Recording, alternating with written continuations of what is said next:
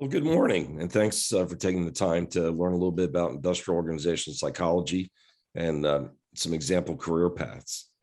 Our presenters today are on the faculty that actually instruct the courses for our program. My name is John Schmidt. I'm the academic coordinator, and we'll be accompanied by Dr. Jimmy Brown and Dr. Donna DiMatteo-Gibson. Next slide. So our agenda is we're going to provide some brief introductions. We're going to talk about IO psychology career paths, give you some insight in terms of our program.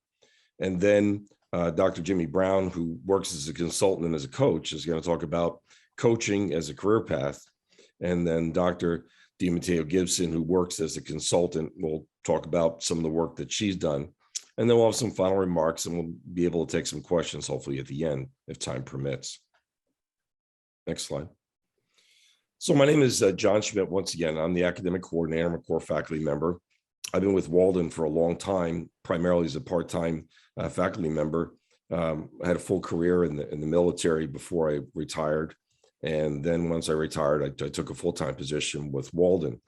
My work primarily was in the aviation field, dealing with the issues related to like pilot selection, aircrew training, organizational safety, accident investigation, et cetera. And so a lot of my experience spans, if you will, executive positions, working as a consultant, coaching employees, and plus teaching. Jimmy?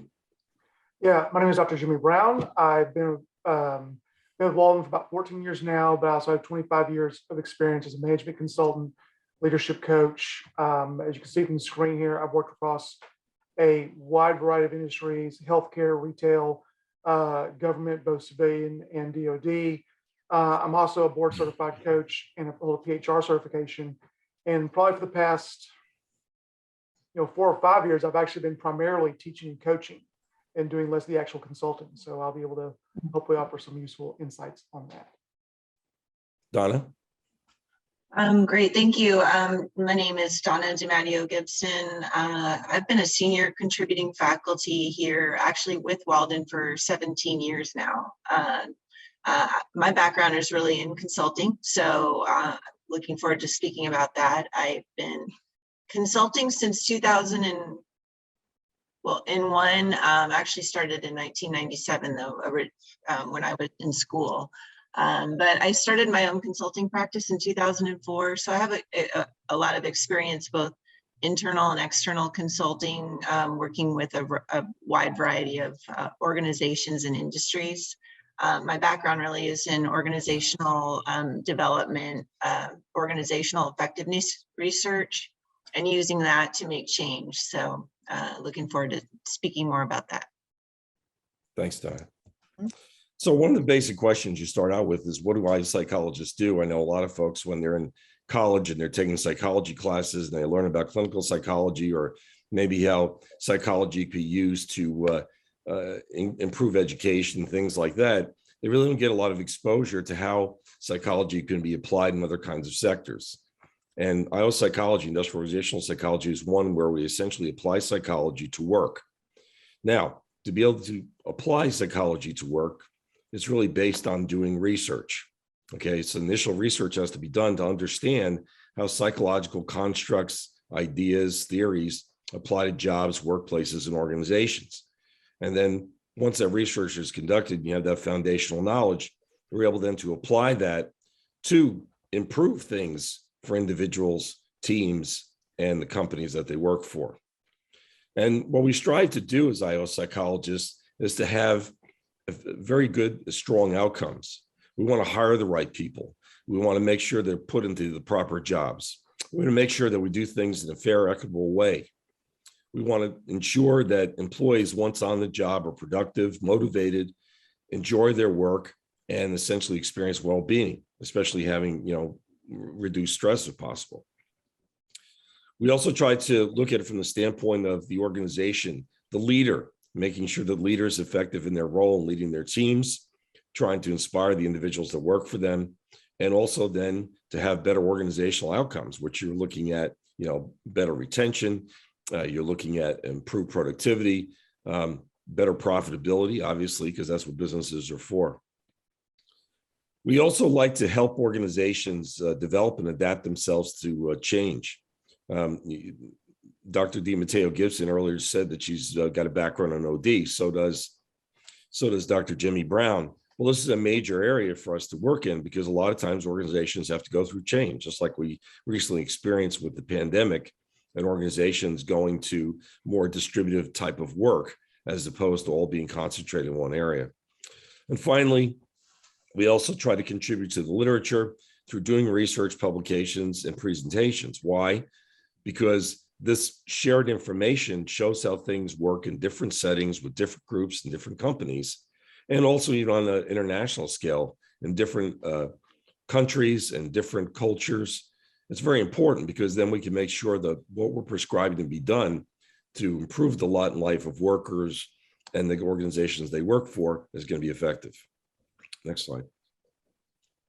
So when you take a look at the employment for psychologists, IO psychologists, it varies to some extent, whether a person is actually working in academia or whether they're working in private industry. And we do find that it varies pretty significantly depending on what level degree a person achieves. A lot of times, people with a master's degree will primarily be working in, the for-profit sector. They'll be working as consultants. They'll be working as coaches. They'll be working within HR enterprises within a company. They're applying the knowledge that they learned. You do find some working in academia.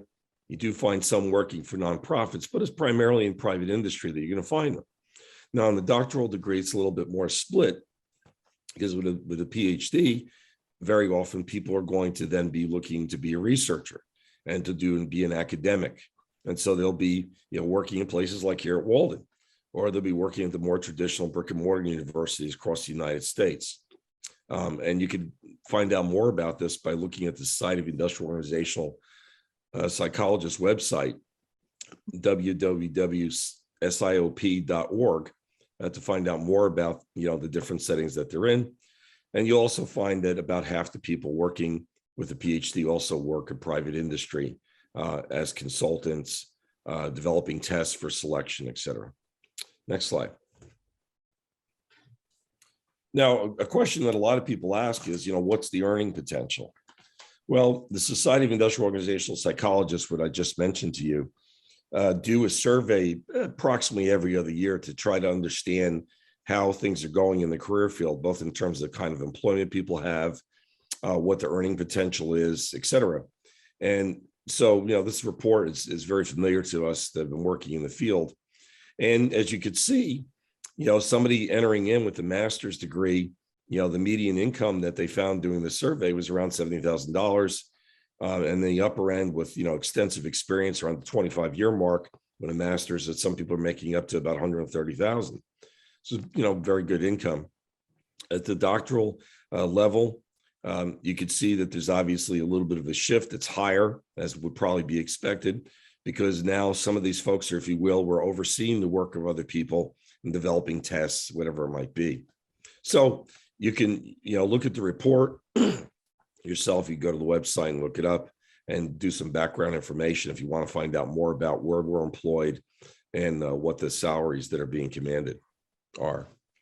Next slide. Now, Walden University's graduate programs, both at the master's level as well as the doctorate level, are in alignment with the Society of Industrial Organizational Psychology education and training requirements. What does that mean? That means essentially when we put our program together, we looked at what those guidelines were, and we tried to make sure that we're in alignment with them in such a way that a person coming out of our program would have the basic core competencies and backgrounds that people would expect for somebody with a master's degree in IO Psych or a doctoral degree in IO Psych. Our master's degree has 48 to 50 total credit hours required, quarter credit hours. Varies because we do have an evidence-based coaching certificate program that's embedded in one of our master's programs, and it requires a lab, so it's got a couple more credits. We do offer specializations, like I said, in evidence-based coaching, general practice, consulting psych, human resource management, international business. And generally, students take a set of courses 3 courses in their specialization area. And one unique thing besides the evidence-based coaching certificate being available at the master's level is you could actually scaffold the master's degree once it's completed into the PhD program. Our PhD program has, you got to go back, sorry. Go back one more. There we go. Our PhD program has 2 entry level. Oh, sorry. You got to go back. There you go. Our PhD program has 2 entry levels. One's at the bachelor's level, one's at the master's level. There's different credit requirements, as you would expect, simply because someone already have a master's degree. We do transferring coursework, for example, take that in consideration. We have the same specializations, and we also offer the evidence-based coaching certificate as one of the options as well. Next slide. There you go. I'm going to hand it over now to Dr. Jimmy Brown to talk about coaching. Yeah, hi. So coaching is a really interesting career path within the IO domain. It's a very high growth path, lots of opportunity. And I will say, being here at Walden, you do have a unique opportunity because we do offer the, as Dr. Schmidt mentioned, the evidence-based coaching pathway, I guess, for lack of a better word.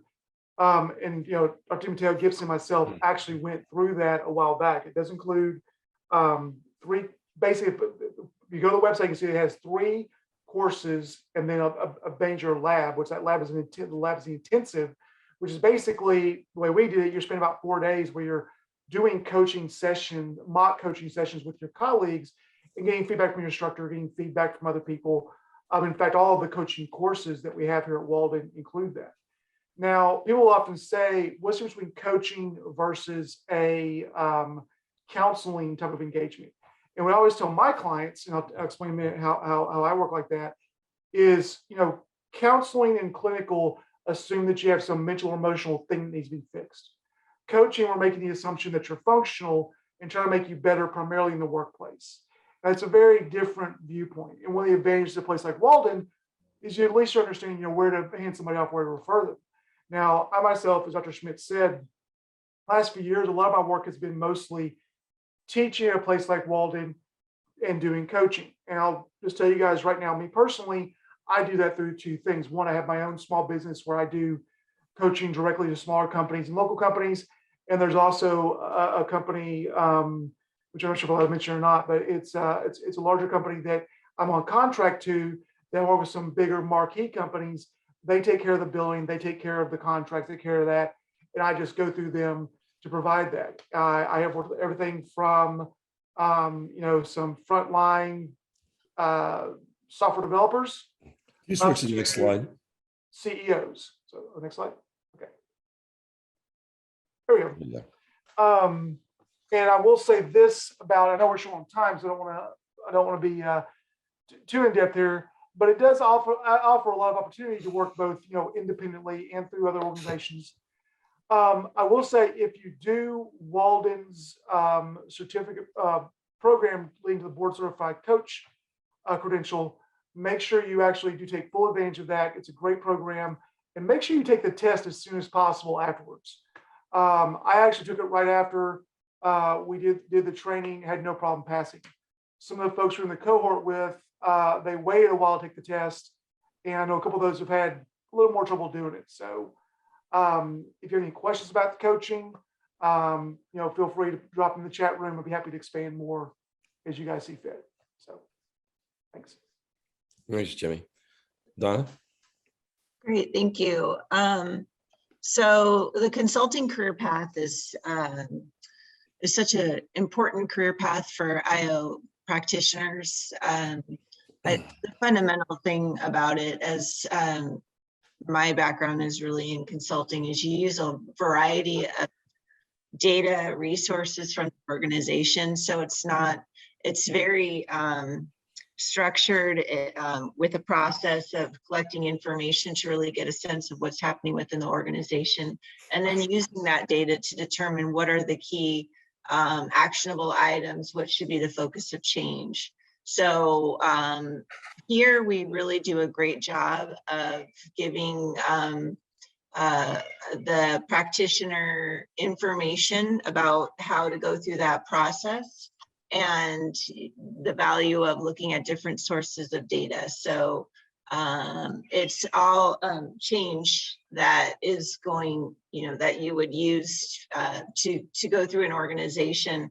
I always have a variety of different resources, and of whether it's surveys, whether it's metrics from the organization, and then collectively use that information to determine what change is needed. And then because of the consulting background, I can also help facilitate the different types of change efforts within the organization. So what we have here is the consulting skills intensive that I've facilitated. Next slide. Oh, thank you. Yeah. It's the consulting skills intensive. I cannot emphasize enough how valuable that experience is. I facilitated it in the past. It basically allows the student to go through the entire process of what the change should include and things to consider in the steps that would be involved. We also would go through different role plays so that you get the sense of what it's like to go through the process, and even are asked questions about what it would be, what you could be asked, or things to consider at each stage of the process. So it's an extremely valuable experience that allows you to really get this applied sense of what it's like to be a consultant. And then from that, you can then build on those skills that you want to apply in your future work. So just a great opportunity. I believe it's still can apply to residency 4. So definitely encourage everyone to investigate that option. Also, besides that, there are different consulting career paths. From my own experience as a consultant, I was able to get into an organization and get a variety of different consulting experiences working within an internal consulting team. And then from that, I realized that I really wanted to open up my own consulting practice in 2004. Basically wanted to build on what my strengths were and what I like to do as a consultant. One of the things that you're going to see as an IO psychology practitioners, there's so many different career paths and ways that you can focus your consulting experience. So that's always been super exciting to me. And then we have here master's and PhD consulting specializations that you can focus on. So no matter if you stay with the master's or you go on for your PhD, there are different opportunities that you can definitely investigate and pursue, no matter what degree level you're at. So. Well, great. Well, thanks, Donna. Mm-hmm. Okay, so, in 30 minutes, you really can't do justice on trying to characterize a field and capture, 2 major career paths, but hopefully we've given you some sense of what that's about. And we're open for some questions. I think we have a couple of minutes left. Absolutely. Feel free to type your questions in the chat.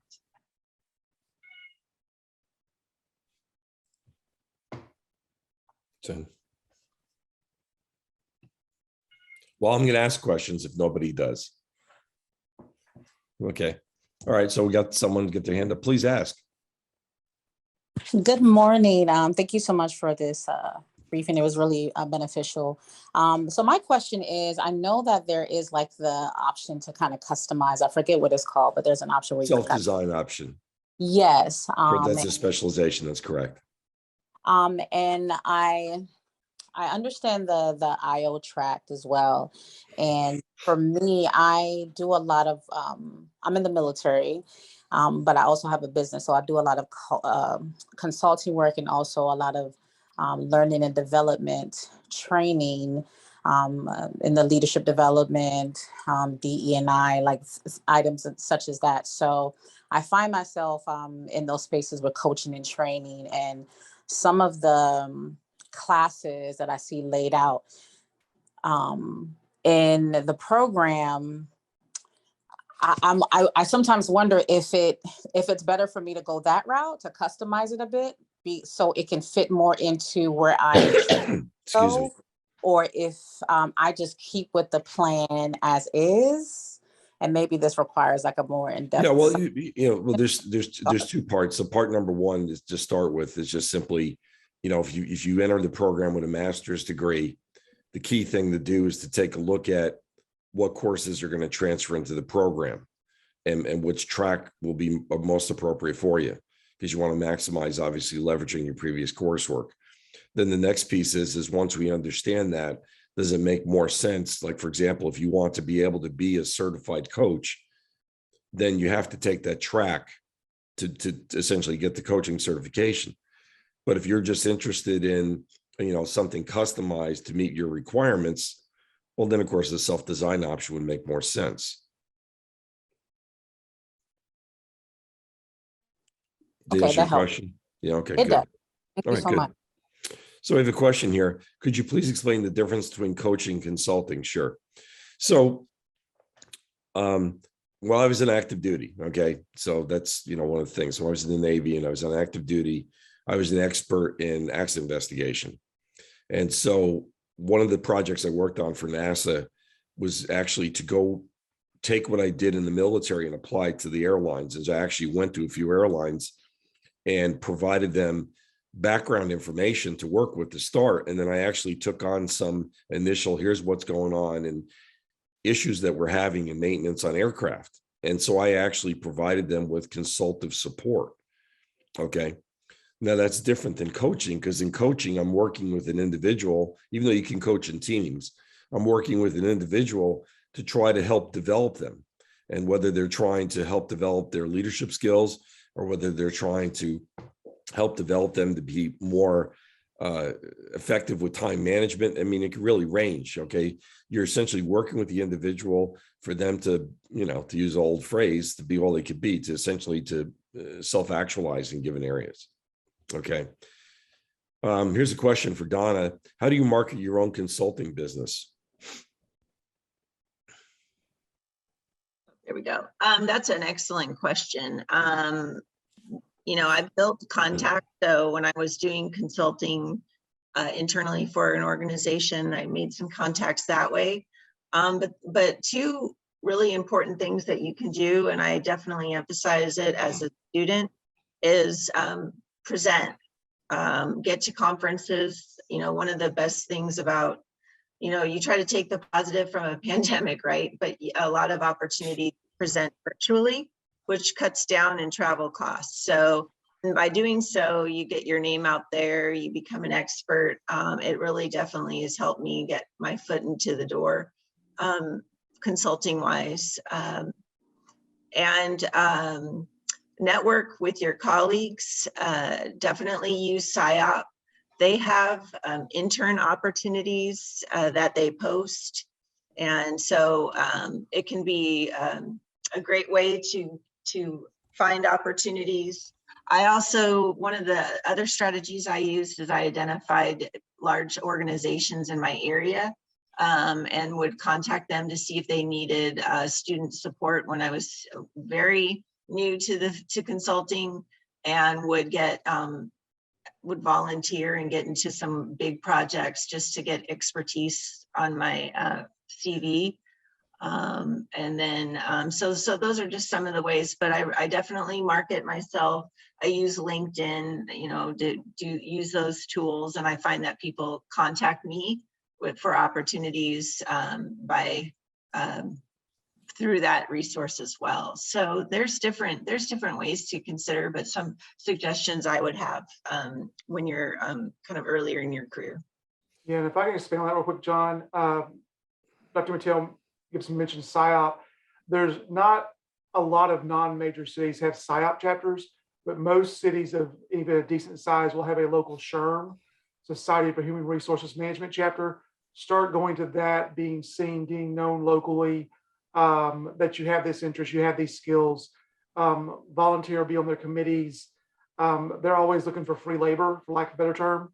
And you can get well known by that. That's another good opportunity. That's another good organization to locally get involved with to get yourself known. Okay, so we got a couple questions I can answer fairly quickly. So Charlotte Caples asked a question that's really very program specific and probably pertains to her. Charlotte, I provided you my email address. Please just send me an email with the essence of your question, because I think it's very individualized, and I'll get back to you. As far as the public access databases for IO Psych, it's not exactly like you might find, for example, if somebody's doing like healthcare research or drug research or something like that, where certain databases have to be held in the public domain to be able to be looked at, especially if they're under a grant. But you do find that there are some national type surveys that are given by organizations that the data is accessible. Sometimes you have to purchase it. The federal government has a lot of employee surveys that it offers on an annual basis for various sorts of things. They have their very, very large research departments. They hire a lot of personnel psychologists actually in the federal government. So the US government has some of these databases that are available, and they're a matter of just simply being de-identified, and then they're put online. So some of that stuff's available. Not a lot though, because a lot's held in the private sector and the proprietary.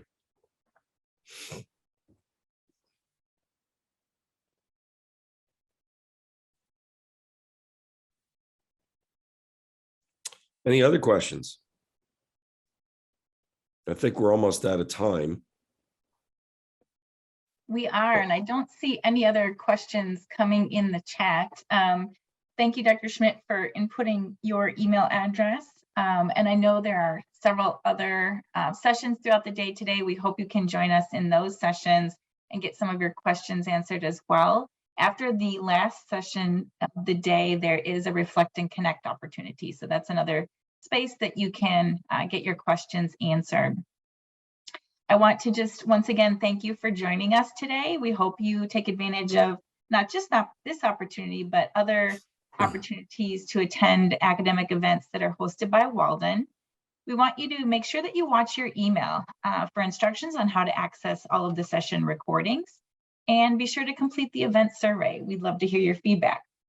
And I just posted in the chat the link to return to the session catalog so that you can join the next session, which begins at about 15 minutes after the hour. That session is on forensic consulting. It's an inside job. Enjoy the rest of your day. Thank you.